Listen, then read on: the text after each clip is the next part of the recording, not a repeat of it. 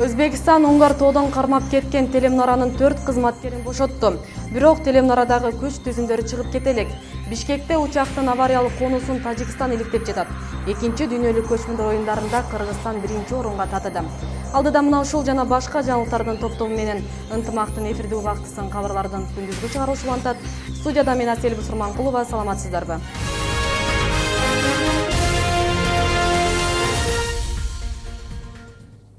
Аксыдагы Уңгар тоодо жайгашкан Телемнаранын 4 кызматкерин Өзбекстан 8 сентябрда түнү бошотту. Мамлекеттик чек ара кызматынан билдиришкендей, алар Алабука районунда Кыргызстандын укук коргоо органдарына өткөрүлүп берилип, үйлөрүнө жеткирилди. Алардын абалы жакшы, учурда үйлөрүндө экени айтылды. 22 августта Уңгар тоодо Телемнарага Өзбекстандын күч кызматкерлери тик учак менен 7 милиция кызматкерин калтырган.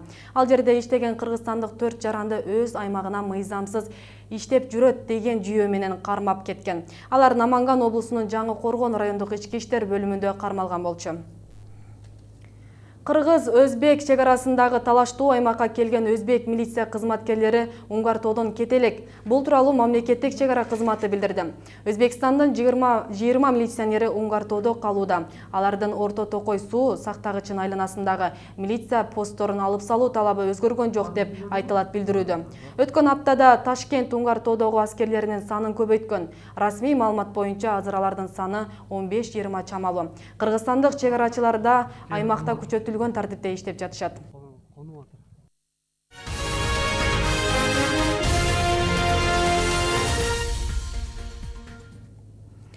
Экинчи дүйнөлүк көчмөндөр оюндары Чолпон Ата шаарындагы ат майданда чет элдик жана жергиликтүү ырчы чоорчулардын катышуусунда чоң программадагы концерт менен расмий аяктады. Аны өкмөт башчы Сооронбай Жээнбеков жапты. 3 сентябрда башталган оюндарга 62 мамлекеттен келген спортчулар катышты. Алар улуттук спорттун 20дан ашык түрү боюнча күч сынашты. Жалпы командалык жыйынтык боюнча 27 алтын, 25 күмүш жана 29 коло медаль менен Кыргызстан 1-орунду ээледи. Андан кийинки катарда 15 алтын, 3 күмүш, 6 коло менен Түркмөнстан алды. 12 алтын, 13 күмүш, 13 коло медалга жетишкен Казакстан 3-чү, 12 алтын, 5 күмүш жана 10 коло медалга ээ болгон Орусияга 4-орун тийди. Дүйнөлүк көчмөндөр оюндары 2 жылда бир Кыргызстанда өтөт. Бул тууралуу иш-чаранын жыйынтыктоочу маалымат жыйынында президенттик аппараттын тышкы саясат бөлүмүнүн башчысы Сапар Исаков билдирди. Айтымында салтанат жогорку деңгээлде өтүп, ал бүтүндөй дүйнөгө чагылдырылды. Кыргызстанды жаңы жакшы жагы менен таанышты. Буга чейин көчмөндөр оюндарын кезектеги айлампасын өткөрүү укугун башка мамлекетке, анын ичинде Туркия менен Казакстанга ыйгаруу маселеси көтөрүлүп жаткан эле. Көчмөндөрдүн быйылкы спорт таймаштары 3 сентябрда башталып 6 күн уланды. Беттештер спорттун 23 түрүнөн болду. Ага 63 өлкөнүн миңдей спортчусу катышты. Чолпон Ата ат майданында 8 сентябрда оюндун расмий жабылуу аземи өтүп, ага эстрада жылдыздары катышты. Биринчи дүйнөлүк көчмөндөр оюндары 2014-жылы Кыргызстанда өткөн.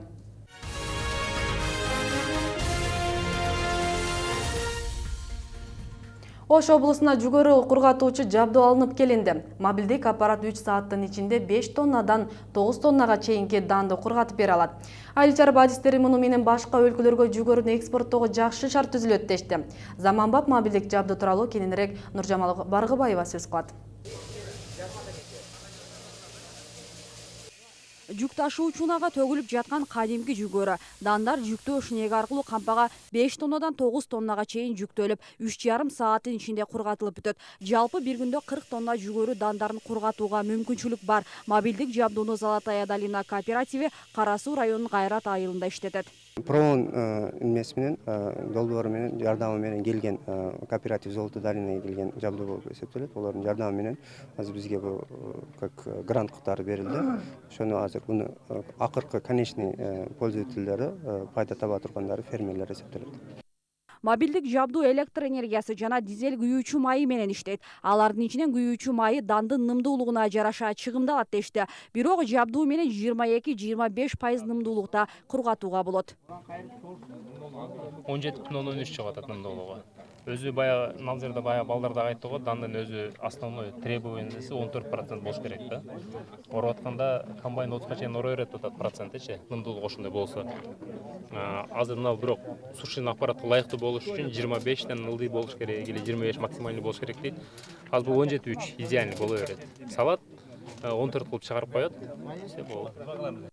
Ош облусу, анын ичинде Кара Суу районунда жүгөрү кургатуу жабдуусу азырынча жалгыз. Райондук климаттык шартына байланыштуу жүгөрүнү тез арада жыйнап, сатыкка чыгаруу маселеси күч болуп келген. Эми ылдам кургатып берген жабдуунун жардамы менен жүгөрүнү экспорттоо оң жагына чечилет. Анын негизинен жанагындай сертификат, лабораторный анализ дегенде уже мына кургатылып чыккандан кийин булардын колунда документ болот. Ошол иш кагаз менен ар түрдүү жактарга, экспортко, Тажикстанга, башка региондорго сатып өткөргөнгө толук мүмкүнчүлүк ачылат. Бүгүн мобилдик жабдуу тууралуу райондук дыйкандар кабардар болуп кетишти. Алардын бири Эшен Түркбаев мындай жаңы техниканын келгенине кубанат. Каарманыбыз туугандары менен кошо Түркбай ата дыйкан чарбасын негиздеп жылына жүгөрү айдашат. Ал эми мобилдик жабдуу бул сыяктуу дыйкандарга жардамчы болуп берет. Буда 10 тоннадан ала турган болсок, 1 гектарга ылайыктуу, как раз бизге ылайыктуу экен да. 10 тоннадан түшүм алышыбыз керек экен. 10 тоннадан жүгөрүдөн түшүм ала турган болсок, бир алып келип кургатып алабыз.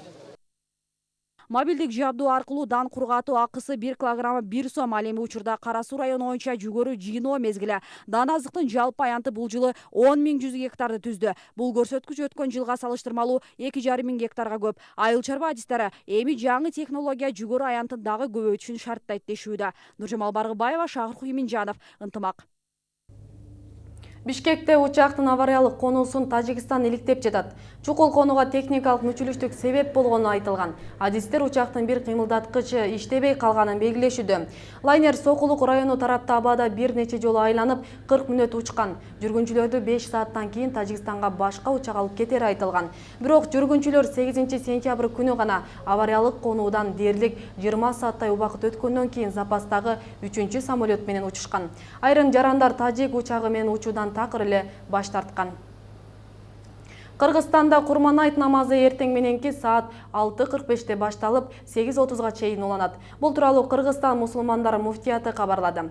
Анда айтылгандай, облус борурлорундагы негизги аянттарда, шаар кыштактардагы мечиттерде майрамдык намаз окулат.